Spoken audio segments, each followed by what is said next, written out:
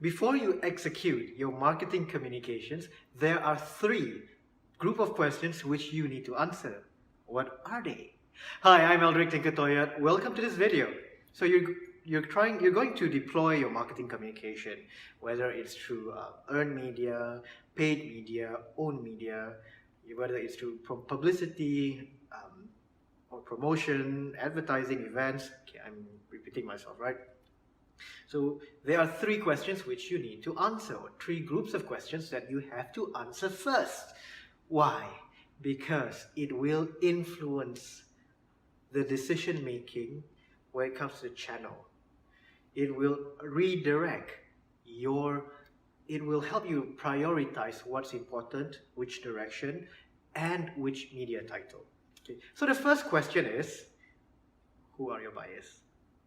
Who are the people buying from you? What organizations are buying from you? Are you trying to influence the buyers themselves? Or are you trying to influence those who influence your buyers? If that makes sense, you know. Okay, my favorite example for this is, toys, children's toys. Obviously, children do not buy toys. Who buys toys? Parents, adults, older relatives. These are the group of people that buys toys. So how you don't exactly market a Barbie doll or an action figure to the buyers themselves. I mean, they wouldn't be consuming it, they wouldn't be using it. Yeah, right? Isn't it obvious? Unless they're a collector. How many collectors are there? But you are trying to target the end users who may or may not know what's happening. Okay? So if you know your buyers or people who can influence your buyers are kids, you don't want to publish your communication or messages in weird places. What do I mean by weird places? You don't want to publish your ads for toys in the business news or in the business section of a newspaper. Instead, you would want to air your commercial or your program in slots or on channels where you know kids are watching. Create the desire among the children, who will then influence their parents. I mean, I'm struggling, but I grew up in a world of Sesame Street. This was the 90s, right? So I don't know what. I have no idea what kids watch these days. I mean, I grew up in the era of Sesame Street. So of course, I watched Sesame Street at 8 a.m. at the time TV1, or was it TV2, I think, in Malaysia. Now RTM2, then rebranded as TV2. I digress. But here's the thing. When I was a kid, I was interested in that. So I would I would try to talk my parents, my mom into buying something like that. Toys Elmo, toys Big Bird, toys Bert and Ernie. And this goes. Okay, the second one is, why are they buying? Why are they buying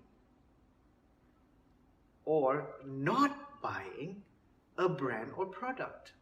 Let me repeat that. Why are they buying or not buying a brand or product, which could include yours, by the way? What's the rationale? What's the motivation behind it? Or what's the motivation against it? We talk about creating publicity, raising awareness, right? But awareness alone is not enough until and unless your product, your solution, your service becomes the preferred product, service, or solution. Chances are it will not impact your revenue. So you need to understand, you want to understand, why are people buying or not buying from your competitors or the market leaders? You want to understand, why are they buying or not buying your products, service, or solution. It will help you craft the right narrative. It will help you focus on the right issues or values or touch points. Perhaps you are promoting on a platform that your audience is not congregating on. Okay? So that's the second question. The third question would be how, when, and where do they buy? This is the purchasing process itself.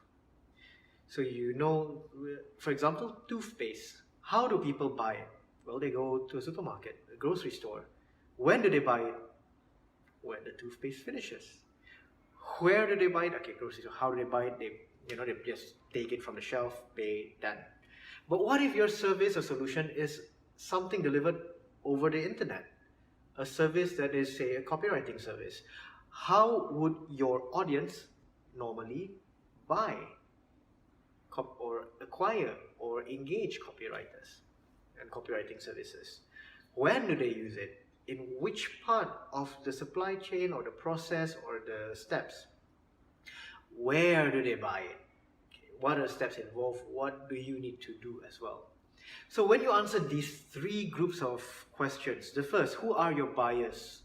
This includes your exact target audience and those who influence your target audience. The second question, why are they buying or not buying a product or service or brand? And the third question is how, when, and where do they buy?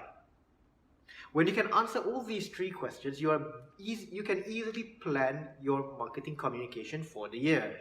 You have an idea or parameters of what message should you focus more in this quarter and in the next quarter, which media title, which platform.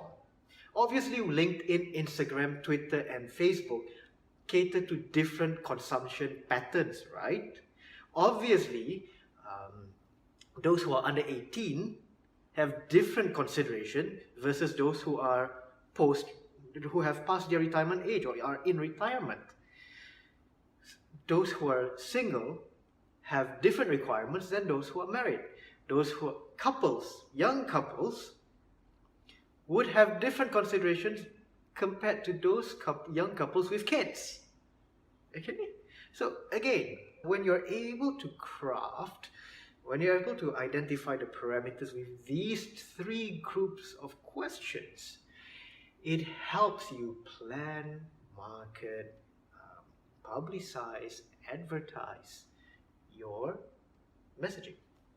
Thank you very much for taking the time to watch this video. I really appreciate the gesture. I would also love to hear from you, especially if you found great value in what I've shared. Do get in touch with me on Facebook, LinkedIn, Twitter, or even Instagram, and here on YouTube. So leave a comment in the comment section down below. Please share my video. And if you're on YouTube, remember to hit the bell button so you can get notifications when new videos are uploaded. Once again, thank you very much for your support, encouragement, and feedback. Bye.